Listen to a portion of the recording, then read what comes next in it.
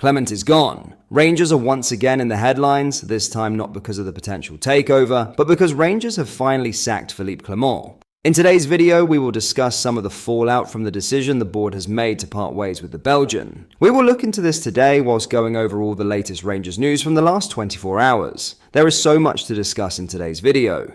So be sure to like the video and subscribe to the channel for daily Rangers content. But first, American business tycoon Andrew Kavanagh will join forces with Parag Marath to herald in sweeping regime change at Ibrox. RFC News understands Kavanagh is on the brink of a multi-million-pound deal to hand 49ers Enterprises control of the club in the coming weeks. A source has outlined Kavanagh's leading role through months of high-level talks aimed at securing a stunning agreement. Marath is a key player behind 49ers Enterprises, the investment wing of NFL giants, the San Francisco 49ers. He is also the chairman of Leeds United, and he rose to prominence this week after details of his power bid came to light. Now we can confirm that Kavanagh has joined him as a money man in the move to kickstart a new era in Glasgow. Kavanagh is the executive chairman of Philadelphia-based health insurance firm Pareto Health and a graduate of Swarthmore College. He is now poised to take up a key role at Ibrox as 49ers Enterprises move towards regime change. His profile on the Pareto Health website states, Andrew is leading the charge to dismantle outdated health insurance approaches and challenging organizations to build new ways to bring affordable healthcare to their employees. Andrew didn't invent benefit captives, but he and Andrew Clayton were among the first to understand the incredible potential of self-insurance and captives to transform the employee benefits market. Prior to forming Pareto Health, Andrew helped found Garnet Captive Services, LLC, and Elevate Insurance Services, LLC. Andrew started his career in commercial banking and worked at several publicly traded insurance companies. He has served on committees and boards of industry groups such as the Self-Insurance Institute of America. Marath and Kavanagh joined the Rangers delegation at Old Trafford last month as Philippe Clement's side suffered an agonising late defeat against Manchester United in the Europa League. Kavanagh has also been at Ibrox in recent weeks and was pictured alongside former interim chairman John Gilligan during the Premiership fixture with St Johnstone. Former Light Blues chairman Dave King revealed to the media on Friday that he had been the driving force behind the takeover talks, and he vowed to make the deal his legacy to supporters as he prepares to hand over power of his major shareholding in his boyhood club. Now in some huge Rangers news, Issame Charai will lead first team training at the Rangers training centre this morning after Philippe Clement was sacked on Sunday evening. Clement, 50, was informed of the club's decision to relieve him of his duties late last night. Coaches Alex Ray and Steven van der Heijden are understood to have joined Clement in departing the club. Speaking after another domestic defeat the day prior, when St Mirren left Ibrox with a 2-0 victory, the Belgian conceded his future was a decision for the board, with supporters having turned in their numbers. CEO Patrick Stewart had twice publicly backed the under-pressure manager. As recently as last week, talking after the historic defeat against Queen's Park in the Scottish Cup, Stewart relayed a reluctance to make a change in the dugout. Why is he still the manager? Look, I'm going to go back to what I said in January, Stewart said on Rangers TV. We have been underperforming as a club for several seasons now, and that's not down to a manager. We've changed the manager, and it's not made a difference. But what I'm doing now is I'm looking at the root causes of that, and until we sort those root causes, then it's akin to trying to fix a broken house and starting with the ceiling instead of starting with the root foundation. Rangers are in the market for a sporting director to oversee all of their football operations, including the performance of the first team manager. It's a role that hasn't been filled since Ross Wilson left the club in April 2023.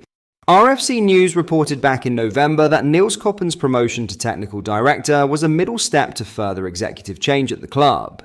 It is not an all-powerful sporting director role that affords him total ownership over footballing strategy. Indeed, it is understood that a further football executive addition at the club is not off the table. There is a belief that the incoming CEO's own credentials will be assessed before potentially appointing another senior football figure at Ibrox, with Koppen's appointment viewed as a middle step towards further change in structure. Sources suggest it's not improbable that if Rangers' new CEO does not possess a sporting background, they could look to fill that void externally. Stewart said on the need for a sporting director last week, If you look at elite European football clubs, most of them will have a single person that is responsible for the entirety of the football operations. So we're something of an outlier, not having that at the moment. So that's why we're going to that model. Charai arrived at the club in late January to replace Andries Olderink, who left the club due to family reasons over the festive period. Charai joined up at Ibrox from French club Strasbourg. He's also worked in the Belgian top flight as an assistant manager and managed the Moroccan under-23 squad, leading the young group to the African Cup of Nations title. Alderink's appointment in the summer, led by Clement without a CEO in place at the time, was designed to give the manager greater support on the training pitch. Last season, Clement was the main lead in training sessions after arriving in October 2023. The two assistants who'd previously followed him to each club, Johan van Rumst and Jonas Ivens, did not move to Rangers in late 2023. It's understood that Rangers are not currently considering a permanent managerial appointment before the end of the season.